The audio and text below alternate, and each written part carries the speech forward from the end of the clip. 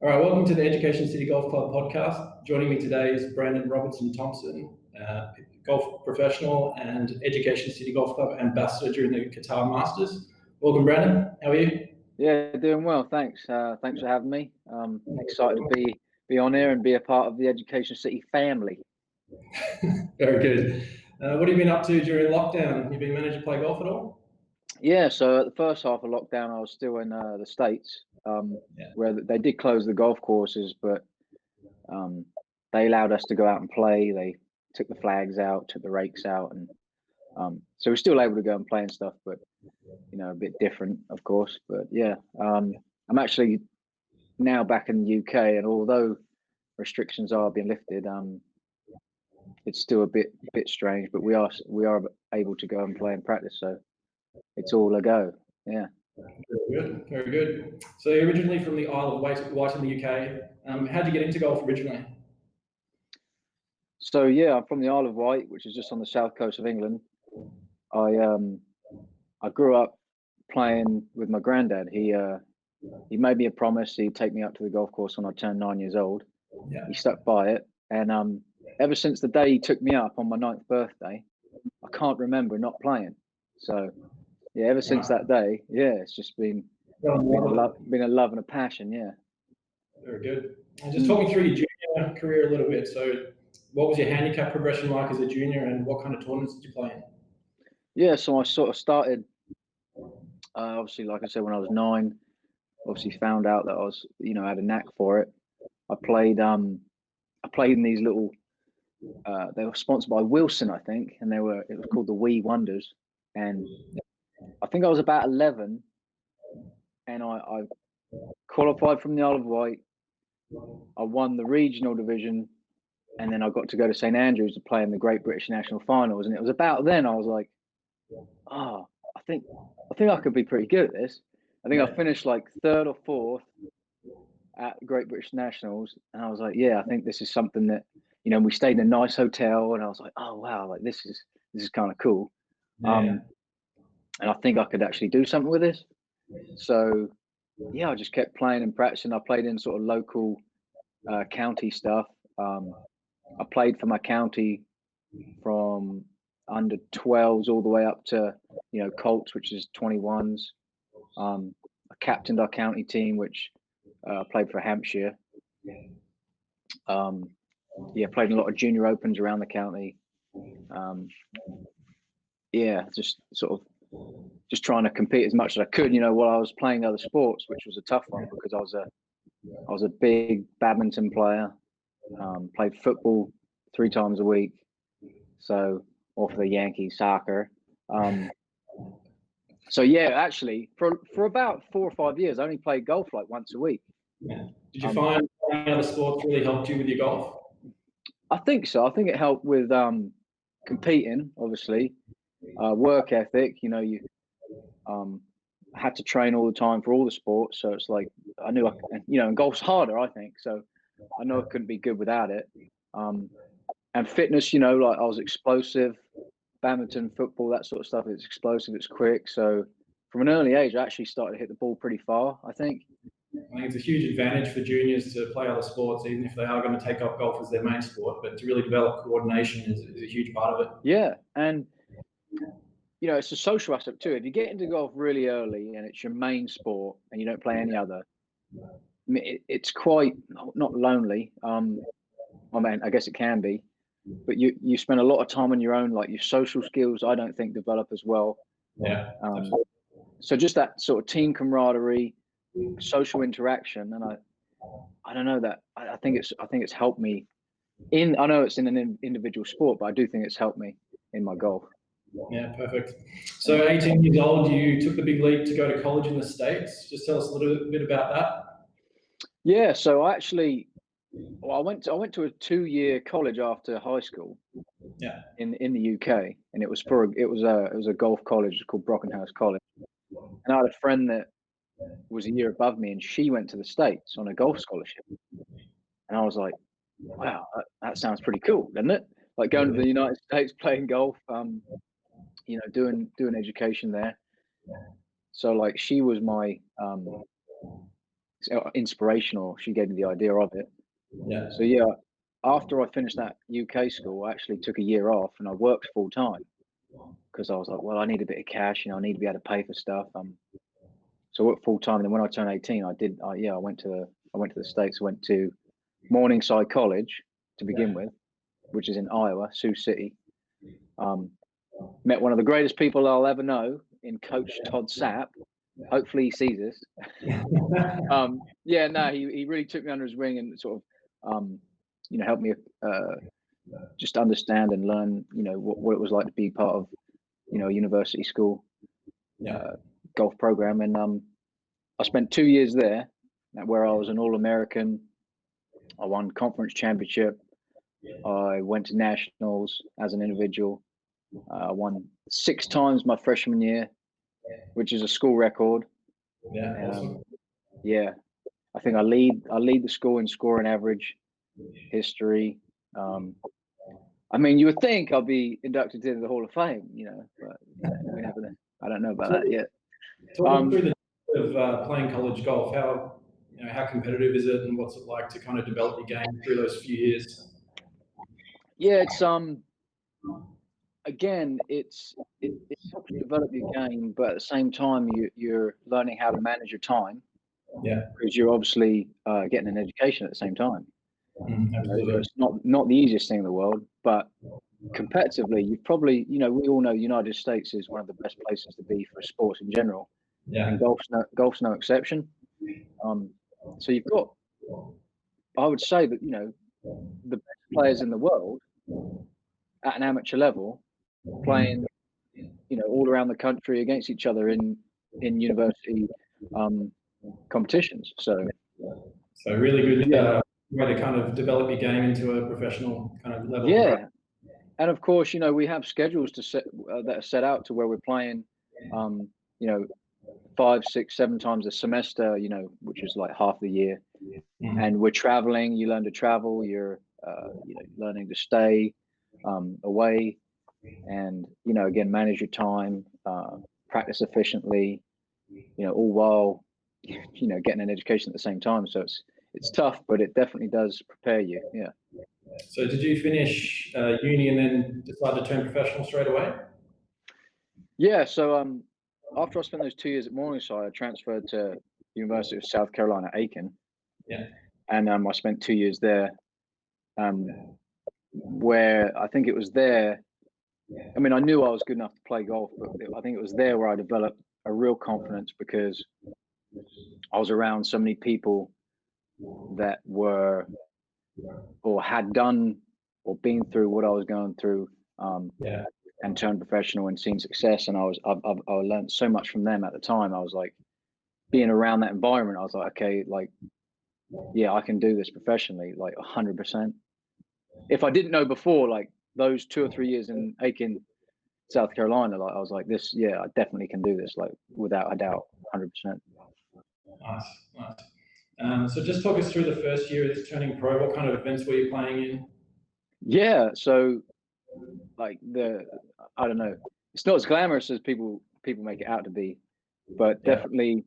So the first year I turned pro probably sort of a third of the way through the year, and I probably put 25,000 miles on my car.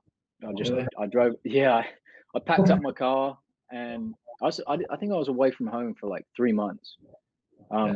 Staying with friends in hotels. I played in mini tour events all over the country. I think the longest drive I did without stopping was like 13, 14 hours.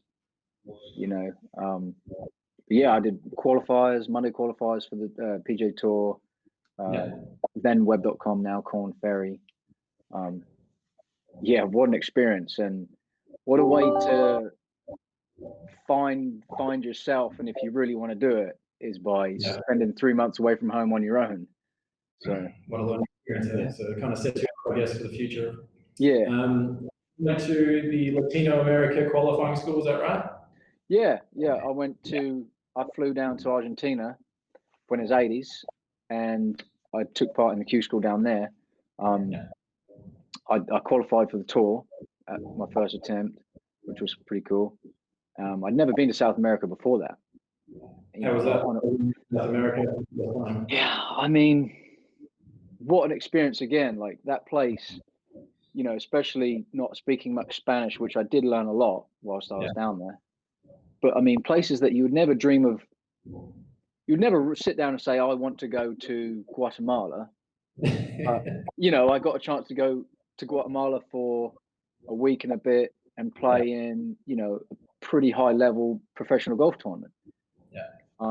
So things like experiences like that were, things that they'll stick with me forever. I'll always remember those trips. How did you perform on the tour? Did you have a few good results there? I think my best finish was 14th, which I guess is not that great, but it was my, again, it was my first full year playing professionally, and I think it really helped. And and to people out there that are wondering or thinking about it, it was such a great experience to teach you how to play and travel as a professional. As in, you had to fly from event to event. We were flying from Argentina to Costa Rica to Brazil to Ecuador to Jamaica. So, I mean, you had to learn, or if you didn't, you're in trouble. You had to learn pretty quickly that, preparation, being efficient again with your, money, time. Brilliant experience learning how to play and travel as a professional, I think, at a higher level. Absolutely. Yeah. You had a couple of stories where your golf clubs got lost along the way. I wish I didn't, to be honest with you. But a funny one, I guess, in a sense, would be I was playing in probably the biggest event of the Latin American season, which would be the Argentina Open, which is, I think, if my history is correct, it's the longest running Open championship in the world. Yeah. And if the winner of the Argentina Open gets an invite to the Open, aka the British Open. So I fly down there maybe Sunday night. I get down there, American Airlines, throw that one in there, American Airlines. I get there, they say, "Oh, your clubs didn't make it to the flight." From the flight, I was like, "Okay, no worries. When will they be here?" "Oh, they'll be on the next flight down. No problem." Monday morning, no clubs. So Tuesday morning, no clubs. Wednesday morning, no clubs. Bear in mind, the tournament starts Thursday, and my tee time's at 8:10. So, of course, never played before. I'm going out for a practice round with my mates. And I'm like, can I borrow your 8-iron? Yeah, I'll borrow your 8-iron. Then I'll get onto the next tee. I was like, can I borrow your driver? Yeah, I'll let your driver. And I was just doing practice rounds, like mix and match out of everybody's bag. It's quite funny, really. And so I get a call saying or a message saying your clubs have been delivered. I'm like, well, they haven't. So the entrance of the golf course, right next to the entrance of the golf course, is a grocery store. So this Argentinian company has delivered my clubs to a grocery store, and they've said, they've obviously gone in and said, "Oh, clubs for Brandon." And they've gone, "Well, it's a grocery store." So they've taken them back to the airport. So at maybe it was like 9-10 o'clock Wednesday night, me and a mate of mine that I travel with who's fluent in Spanish, thank goodness, we drove an hour and a half down to the airport to pick up my clubs. Got back by, I don't know, 11:30, 11:45, ready to get about 4 or 5 hours of sleep up for the next day. Tee time, 8:10. How'd you play the next? Clubs in the bag. How'd you play the next day? I might have shot like even par, but I made the cut. Finished like 30th, I think, after a whirlwind adventure, I'll tell you. So funny, really, but I guess we're not short on time, so I'll tell you another one. I played in the Jamaican Open last year, and same thing. Although it wasn't American this time, I'll give them that. I get to Montego Bay, and your clubs didn't make it. I was like, again, no problem. When are they going to be here? Oh, they'll be on the next flight down. Brilliant. So this was, tournament starts Friday. I've got there Monday or Tuesday. Tuesday, no clubs. Wednesday, no clubs. Thursday, no clubs. I'm like, you taking the the mick here? Like, what's going on? So I called them and they said customs wouldn't let them through. Right. Yeah, because they were bringing too much heat, if you know what I'm saying. I had too much heat in the bag. So I ended up playing the very first round of the Jamaican Open with a set of regular shaft tightness. I had this old Golo Cameron putter, which was actually quite nice, and a regular shaft tightness driver, which was spinning at about 4,000. And lo and behold, the first round it was blowing 30 miles an hour. I was like, any chance? So I shot like 77, which was decent actually.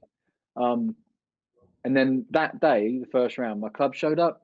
I was like, brilliant. The next day, shot like 72, 73, whatever, just sort of happy to have my clubs. And then shot 64, low round of the tournament the next day, finished like 10th. I was like, yeah. I was like, boys, you're lucky they only showed up on the first day. I reckon it might have been a different story if they would have showed up on time. But who knows? There you go. Yeah. So preparation, everything, isn't it? Really. Epic, yeah. Yeah. Mate, if you can, and that's why, as I've learned sort of throughout the last couple of years playing professionally, like if you can just make sure you're prepared. Yeah. If you're 100% prepared, it means you're more than likely going to be 100% confident. And I mean, it shows like tournaments where I've really felt like I've gotten there days in advance, gotten green speeds, gotten just a feel for the course, game plan. But I definitely performed on a higher level. Definitely. That's confidence, isn't it? Yeah. Confidence. So kind of talking about preparation, I want to just talk about the Qatar Masters. So you kind of had a bit of a 6-month plan, I'm pretty sure, of actually leading into that tournament, of how you're going to prepare and then come over and also qualify for the event. Yeah. Just a little bit about how that came about and what you kind of did to lead up to the tournament.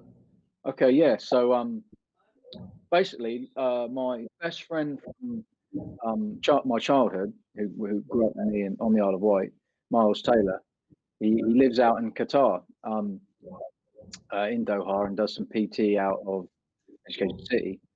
Well, he was the architect and sort of the man with the idea to begin with. He's like, it was probably 6 months before the event. He was like, look, the Qatar Masters is coming to Education City for the first time.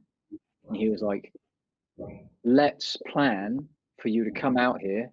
There's a qualifier in the Qatar Open, which was hosted at Doha Golf Club.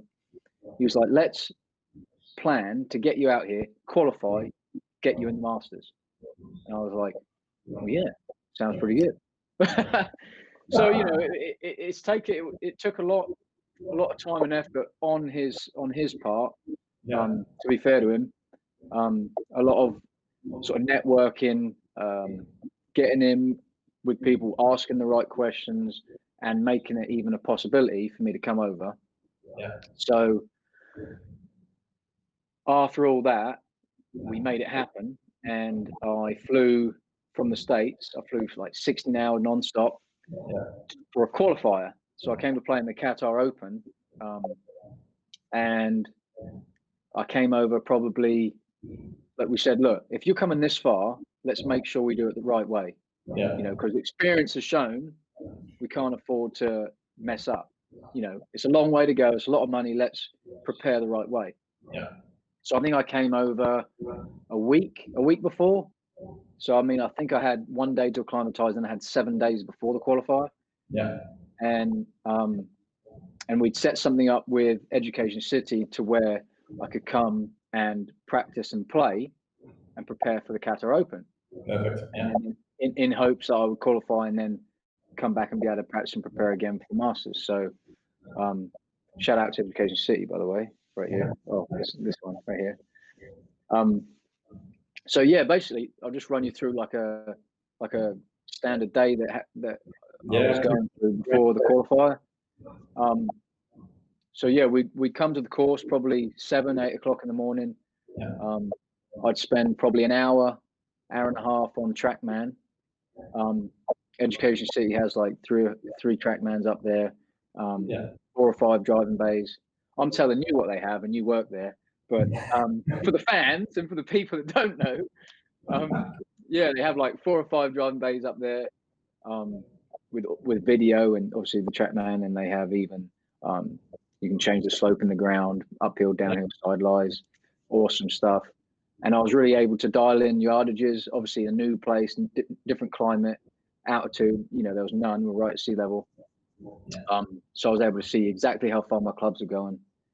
And if you're doing that every day for an hour or 2 hours, you really do get locked in. And I actually found myself in those events, or in the qualifier and then subsequently the Masters. We would get, me and Miles caddy for me, we would get to a hole and we would have 110 yards. And I would look at him and I would go, oh yeah, I got this one. Like, I dialed in my wedges so much that it was almost just second nature. Oh, 125. Yeah, I've dialed this in 100 times this week. Yeah. So I think that was key. And, it made a huge difference, especially as far as proximity to the hole and confidence when you're hitting the shot. Yeah. Just knowing that you've done it a lot and it's working. So that was huge. Also, Education City has putt view. That's what it's called, right? Yeah, putt view, which is an indoor putt. What's it? The projector onto the putting green, and we have the moving Zen floor. So it's a setup, Yeah. So did you get on that, have a go? Yeah. I was on there again. Like I said, I would probably in the morning I would spend an hour and a half, 2 hours on the TrackMan.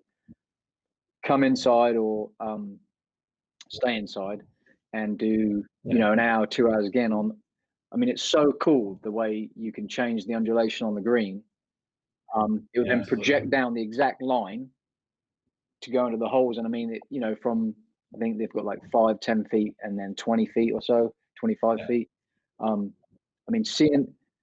Just seeing the lines and rolling the ball straight down the lines. You can't help but be extremely confident that, that you're rolling it exactly how you want. Again, I thought that was an awesome piece of tech that I think really does help. And that's all stuff that's inside back at the Center of Excellence. Correct, that's not even counting the putting green, the 3 chipping greens, the pitching areas, the one pitching area that is just for bunker play, which has bunkers all around the green. Another pitching area that you can pitch up to 60, 70 yards, and then that's even excluding the unreal par 3 course. Yeah, the par 3 is amazing, isn't it? Yeah, even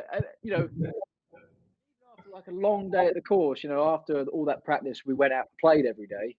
You come back, sun sets, and like, oh, let's play a quick 9. Yeah, because it's all floodlit, and you're like, and its majority is wedges anyway. So I felt so dialed in, and my numbers, I felt so comfortable with my numbers. I was like I almost knew I was going to qualify. I don't want to say I knew I was going to, but I was so confident that I was going to. That's huge, isn't it? So once you can kind of feel like you've done everything you can, and then you go to the course, you've kind of put all in the work, and you're ready to go. Exactly. And then obviously I teed off in the qualifier and shot 66 in the first round. So I'm like, all right, let's go. Like, okay, it actually worked. Preparation, it was almost, so I shot 66, 69, 73, shot 8 under par in the qualifier, and finished 3rd, and then qualified for the Masters. And I'm like, I just remember looking at Miles like, we made a plan 6 months ago. We've come over here. We've executed exactly what we said we were going to do. And we qualified. Like, it's it all just came together, and like, obviously I couldn't have done it without so many people, but he being the key figure, and Education City Golf Club for allowing me to be there and use the facilities and give me the confidence, you know. So awesome, man. You know, and that's all like before I even played in the Masters. Like, so like, you know what I mean? I was there another week before the Masters to be able to do it all over again. Yeah. Like, so top banana. We'll go on to the Qatar Masters now. So talk us just how the course was playing, maybe in the practice rounds or even the weeks before leading up to the tournament, and then actually playing the tournament. Did the conditions change a lot, and how did you prepare for the actual tournament? Yeah, so you know, much the same preparation as I did in the before the Qatar Open, but you know, I think a little bit changed as far as, you know, I wasn't trying to a few days before the event I only played 9 holes, you know, because I probably played the course 8 to 10 times, I think, which was probably more than anybody else in the field, to be honest with you. But at first glance, I remember walking onto the tee and I got my putter out. I was like, oh, this is pure. Like, it was like the tees were unbelievable. I mean, I could go through the whole course and be like, oh, the tees were unbelievable. The fairways were unbelievable. Like the fringes and the runoffs were nicer than some greens. I'm not kidding you. Like I remember one hole, I think it was the third hole. If you came up short on the third hole to the right, it rolled like 30, 40 yards. Yeah. You know, it was so slick. You know, and that's even without talking about the greens that were just perfect, like sort of perfect firmness. They weren't too soft. They were like, I mean, perfect. Speeds were probably, I don't know, maybe 12s on the stint. 12 and a half maybe. Like the course condition, phenomenal. I couldn't didn't see much action in the bunkers, but they were unreal. Yeah, man. Like I literally don't have a single negative thing to say about the course. And no, it's not because I'm Education City brand ambassador. It's just because it was pure. And I think if you asked every single person in the field, they would have said the same thing. Yeah, the course was amazing that week. So going on to the conditions during the week, the wind did change and fluctuate quite a lot throughout the different days of play. How did that affect your game on the course? So I think that's, again, goes back to preparing well. Being there so many days in advance and playing so many rounds on the golf course, you know, prior to the tournament, I was never shocked by the change in the wind, because I'd seen every wind I saw that week I'd already seen. And some players hadn't. So, you know, I also thought that was an advantage. That, you know, like one day I think maybe the second or third round the wind switched and it was like, whoa, completely different course, but at the same time, I've already played this wind. So like I knew differently. The only things that really changed were, you know, club selections and places I wanted to hit it were pretty much the same. It just meant maybe where I could get away with hitting a driver or a 3-wood, you know, I might have to hit an iron, or then where I was hitting 3-woods, I might have to hit drivers, or I could play maybe I had to play a little less aggressively on a couple holes, maybe because of the wind, or maybe you could, you know, be a little more aggressive because it was downwind, or, you know, it was a more comfortable wind. I don't know. There was definitely some holes that I could think of off the top of my head that did play that way. Yeah, for sure. Yeah. Just go through your mental kind of strategy throughout the week as well. You know, what's the kind of attitude that you take to the golf course, and does it change during the rounds, or if you hit a bad shot or anything like that? Okay, yeah. Well, so first of all, it was my first ever European Tour event.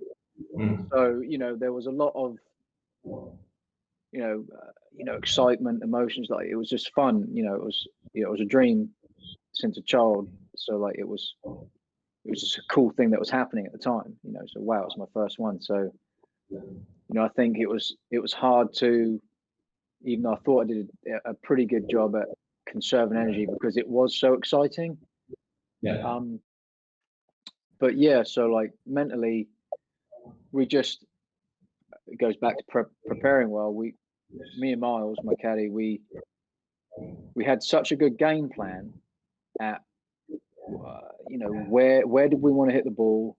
what were good target lines, what were good,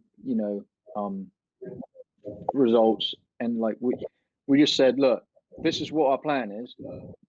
We're going to go out, we're going to execute it, and if we don't execute it, we'll just deal with what happens next. So it's so like easy to say, but it's true. You can only focus on the shot, the shot at hand, whatever, one shot at a time, whatever. But it is so true, and I've always been pretty good at sort of letting shots go that weren't great, and just applying myself to the next one. I always found that mental side of golf has been fairly easy and like a strength of mine. So it's awesome. Yeah. Nutrition as well. Do you eat as you go around the golf course? Is that quite a big part of the game plan? I think it's big. Yeah. And I think that more and more people now, since the Tiger Woods era, blah blah blah, have really started to invest in that side of the game. And Absolutely.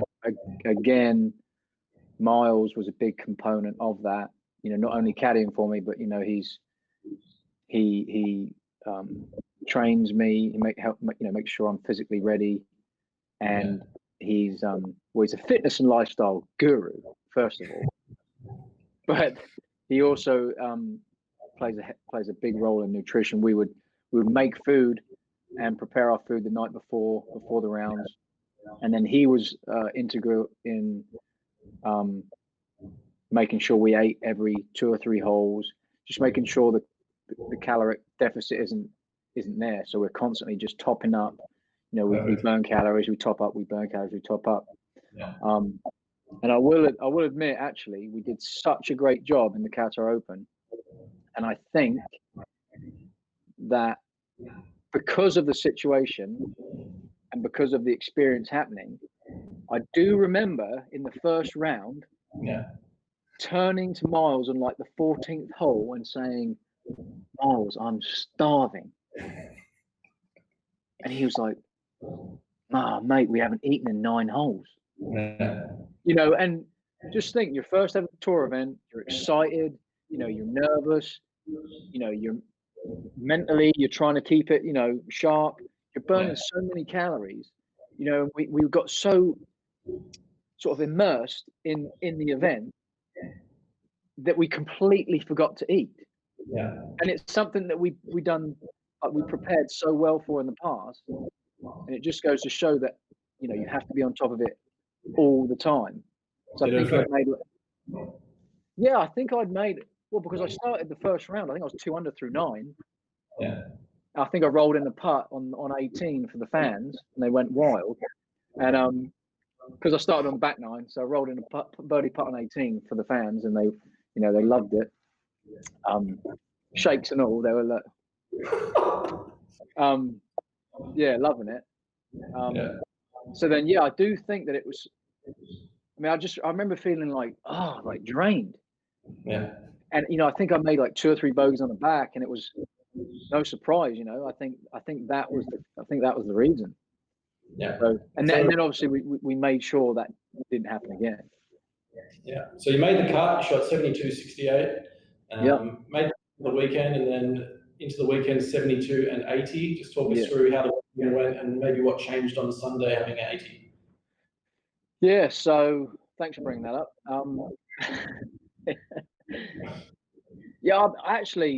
I made the cut by a couple, I think, and I thought I played really well.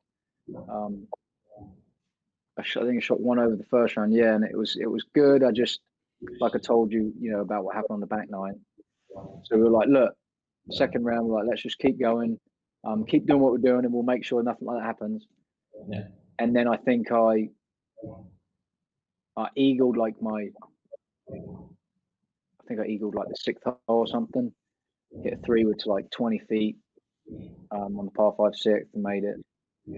And then I think I shot like 3 under, I think, that day. Yeah. And I was so sharp. I was hitting great shots all day long, and it just didn't quite have it on the greens that day. I made a couple, obviously, but I hit it so much better than the scorecard showed. Yeah. And obviously I was frustrated after, but I was like, that's such a positive. Like, let's go out this weekend and keep it going. Because if I keep playing like this, I'm going to start shooting some really good scores. And Saturday, I was just like, right, let's go do the same things. And I came out the gate and just wasn't really making those sort of key putts when I needed to. I think I shot like even par. Or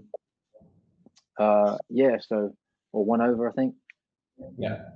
But I wasn't disappointed. I was a little frustrated at the time, but not completely.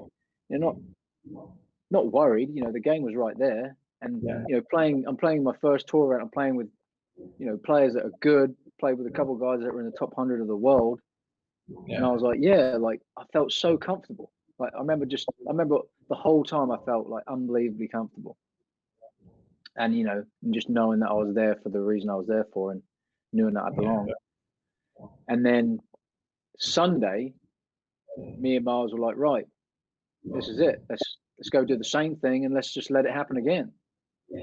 So nothing from the first tee to the last tee, nothing really changed. But I guess now that I've had time to sort of digest everything that happened, when me and Miles look back at it, on Sunday, I think I birdied the second hole, and then I made a double on the front. I was like 2 or 3 over on the front nine. And I think what happened, if I'm completely honest with myself, everything that happened throughout the week, the energy, the excitement, everything, then of course the frustration of playing so well and not seeing the scores, which I'm usually so good at not getting frustrated, that I think I went through a stretch on 9, 10, 11, 12, where I was like 5 over par. And I just sort of let it get the better of me, I think, for like 4 holes. Which in golf you can't afford to take one shot off. Yeah, exactly right. Let alone 4 holes. Yeah. And then I sort of regrouped. I remember looking at Miles and I'm like, we still had 6 holes left. Or 5, we still had 6 holes left. I'm like, Christ, Miles, I'm going to shoot 103. And we were just like, right, let's just regroup, stick to the game plan, and let's just play golf. Let's play the game that we've always, that we've played all week. Commit to every shot again. I think I parred the last 6 holes, had a couple of good looks at birdie, but again, played good, finished fairly strong. And it's amazing in golf how you can't take a shot off. And I think I let, everything throughout the week sort of come down in like 3 or 4 holes, and I just sort of took them off. I was like, I don't know what, it happened so quickly. So, and you add it all up and you shoot 80. So I think I missed a putt on 18 for a 79. Yeah. Good learning experience, that's for sure. Have you got a favorite hole at Education City Golf Club? Now, I've been thinking about this, and this is what I came up with the very first time I thought, what is my favorite hole at Education City? I was like, 3, 4, 5, 6, they're really good holes. Yeah, they're great. I was like, 10, 11, 12, 13, they're really good holes. And I love 18. So, and I'm not saying the others are bad, obviously. Yeah. But a favorite hole, I don't know. I love the risk reward of 13. I think it's a brilliant par 5. Yeah, I think one day I went down the left-hand side, so it's a split fairway. Yeah. But you go down the right, big dog leg down the right around the lake. Or you can go left down a smaller part of the fairway, and it cuts the hole down significantly. I think I hit 3 with 8 iron in one day. Wow. Yeah. Yeah. But then, other people hitting driver and having the lay up. Yeah. So I love the risk reward of 13. And also, but 12, the hole before it, the short par 3, which has got a number 12 at Augusta feel. Doesn't it? Yeah, tough to dislike that hole. Yeah. Although I did hit it in the water on Sunday, so actually that one, that's not a winner. I think I'd have to say 12 or 13 though, really. Perfect. Yeah. So I know you're good friends with a 3-time PGA Tour winner, Kevin Kisner. Just talk about kind of what you've been able to learn off him as a mentor and what he's kind of been able to kind of give you advice on coming through as a up and coming pro. Yeah. I just want to add that also Scott Brown, who is a 10-year veteran on the PGA Tour, who's also been maybe more so in a way help and a mentor to me. Since I moved to Aiken, South Carolina, I didn't want to leave him out because he's played a really big role in me sort of progressing as a pro. Yeah. But yeah, so in that case, there's been 2 PGA Tour pros where I live and play and practice out at our home course, and just being around those guys and seeing how they go about their day, learning from their practice regime, playing against them every day, and just knowing or getting like a benchmark. Well, this guy's been on the tour for 10 years. Well, this guy's top 20 in the world. Where do I stack in there, and can I compete? So, and playing and knowing myself, and playing with them and competing against them, to me has been a confidence boost, because I know that it's never that far away, and taking what I've learned and using all the knowledge that they've shared with me, I know that it's a matter of time, and I need just to keep putting the work in, and I can reach and compete at that level, no doubt. Awesome. So, yeah. What's the plans for the rest of 2020? I know it's been a weird year so far, but have you got anything to come up, anything like that? So I think there's a couple of tournaments I'm going to play in here in the UK in the next month, just to sort of get in competitive mode again. Again, like I said, stay competitively sharp, and then head back to the States. They've started up tournaments there. I know the PGA Tour starts up this week. Corn Ferry Tour starts up this week or next week. So yeah, hopefully head back to the States in maybe a month or so. Try and get into those events, sort of qualify for those events, playing a few mini tour events around the country, and then maybe, just maybe, to news to maybe you guys is come and see the family back at Education City this winter, just to say hi, and maybe practice and prepare again for a strong next year. So or got lots of different options, but looking forward to you're going to try and play next year. Yeah, definitely. I mean, it's back at Education City, somewhere where I feel, especially when I was there at home, I love the golf course, very comfortable with the golf course. If I plan on coming back to qualify, but if we know someone, tournament directors, somebody that can get me in, this would be a great chance to say I would love nothing more than to come and represent Education City Golf Club at the Qatar Masters in 2021. So there you go. Yeah, just in case somebody is listening. We'd love to have you back. Yeah. So we'll wrap up there. Thanks so much for your time today. I'm sure it's a great insight for especially our members and guests to watch this podcast and kind of get an insight into the tour. Yeah. And we hope to see you back in Canada very soon. Brilliant. Thanks very much for having me on. Appreciate it. Hope to see you guys soon. Sounds great. Thank you.